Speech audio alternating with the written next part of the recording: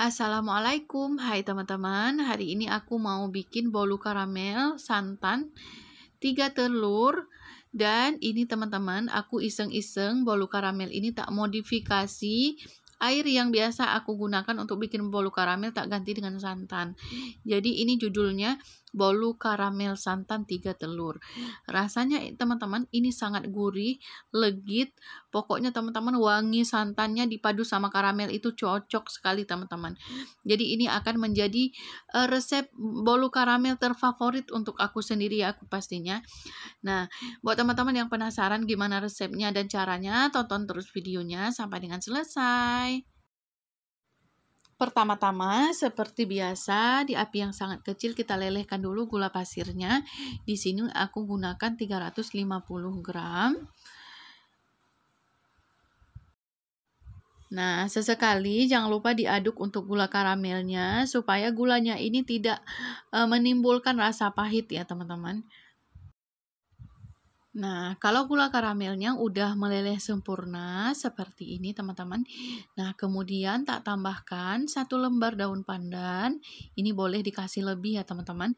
Nah, biar wangi, kita masukkan daun pandannya, jangan lupa dicuci bersih dan dikucir. Ini tak kucir dulu. Nah, udah. Sekarang teman-teman aku masukkan santan. Ini jumlahnya 400 ml. Santan kental ya teman-teman, kalau bisa diusahain santan kental. Ini dari 1 butir kelapa yang besar, supaya rasanya itu gurih teman-teman. Nah, ini seperti biasa kita aduk-aduk, kita tunggu lagi sampai gula karamelnya ini larut sempurna bersama dengan santannya. Nah, walaupun menggunakan santan, teman-teman, ini tidak bikin rawan basi loh teman-teman, karena santan yang kita gunakan ini sudah kita matangkan atau sudah kita masak seperti ini. Nah, jadi bolu karamelnya itu tetap awet, rasanya gurih. Nah, pokoknya enak teman-teman.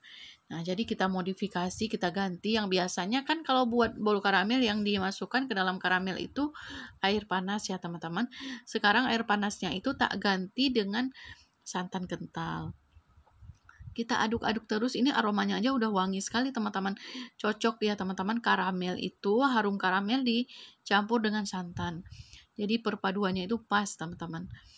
Nah, ini kita masak sebentar, kita kasih jeda, kita tunggu sampai karamelnya itu meleleh ya teman-teman, atau enggak ada yang bergumpal, bergerindil lagi. Sekarang kita matikan kompor, kita dinginkan terlebih dahulu. Nah, di sini teman-teman aku pecahkan 3 butir telur aja teman-teman. Sekarang telur lagi mahal teman-teman, jadi ini kita pakai 3 butir telur aja.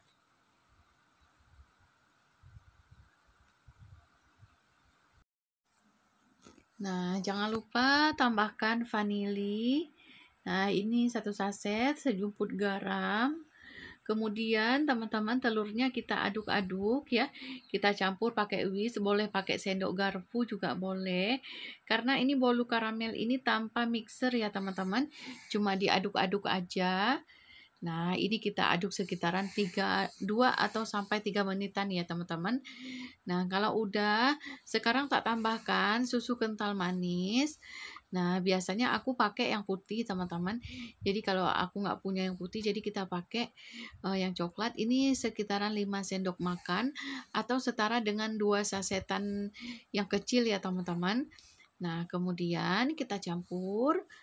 Nah, untuk menteganya teman-teman atau margarinnya aku lelehkan itu 50 gram ya teman-teman. Jadi jangan terlalu banyak, karena kalau terlalu banyak itu nanti berminyak teman-teman. Terlalu berminyak.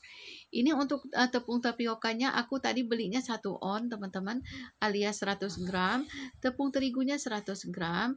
Jadi langsung aja kita campur biar sekalian kita ngaduknya itu biar sekali aja loh teman-teman. Nah, ini teman-teman tepungnya tak ayak karena aku beli tepung yang kiloan, takutnya ada kotoran-kotoran gitu loh teman-teman. Nah, ini sekarang kita campur sampai tercampur merata. Nah, untuk gula karamelnya ini yang aku punya udah bener-bener dingin ya teman-teman, karena aku bikinnya udah lama. Ini aku masukkan 1 sendok teh soda kue. Jadi aku nggak pakai baking powder atau soda powder ya teman-teman, soda kue aja karena menurut aku fungsinya sama aja. Kita masukkan karamelnya sedikit demi sedikit sambil kita aduk. Nah, ini gula karamelnya udah dingin. Aku kalau buat bolu karamel itu teman-teman, gula karamelnya itu aku bikinnya sejak 2 jam sebelum aku bikin kue bolunya gitu. Nah, jadi udah benar-benar dingin. Nah, ini kita aduk sampai tidak ada tepung yang bergerindil atau yang menggumpal. Nah, kalau nggak ada tepung yang bergerindil, nggak ada tepung yang mengapung lagi, sekarang kita tuangin semua karamelnya, tinggal kita campur aja. Ini mohon maaf ya teman-teman, untuk margarinnya aku terskip gitu loh teman-teman, jadi tak videoinnya sendiri, pas tak tekan tak pikir udah record, ternyata belum teman-teman, jadi mohon maaf ya, ini udah kelewat. Margarinnya yang udah aku lelehkan 50 gram, kita masukkan dalam keadaan udah dingin. Kemudian kita campur menjadi satu seperti ini. Nanti di deskripsi aku akan tulis resep lengkapnya ya teman-teman. Nah, kalau udah tercampur merata, tidak ada tepung yang menggumpal, kita masukkan ke dalam loyang. Ini loyangnya udah tak olesin mentega sama ditaburin tepung supaya bolunya itu mulus bagus teman-teman.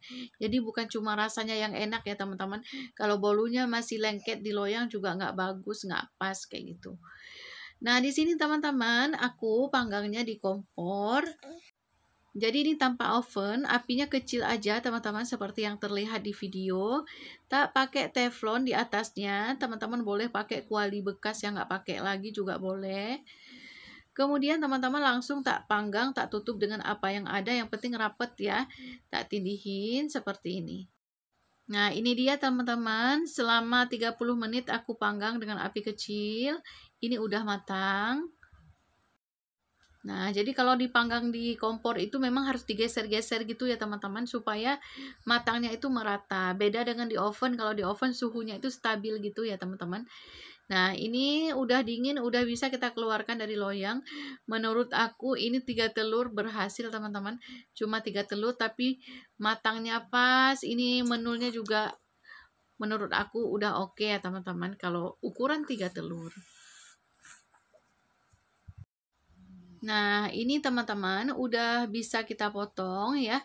Nah, menurut aku teman-teman ini resep bolu karamel yang menurut aku yang sangat enak, yang bisa menjadi favorit. Ini akan menjadi resep terbaik untuk aku sendiri, karena setelah tak modifikasi ternyata pakai santan itu lebih enak dibandingkan dipakai air biasa teman-teman.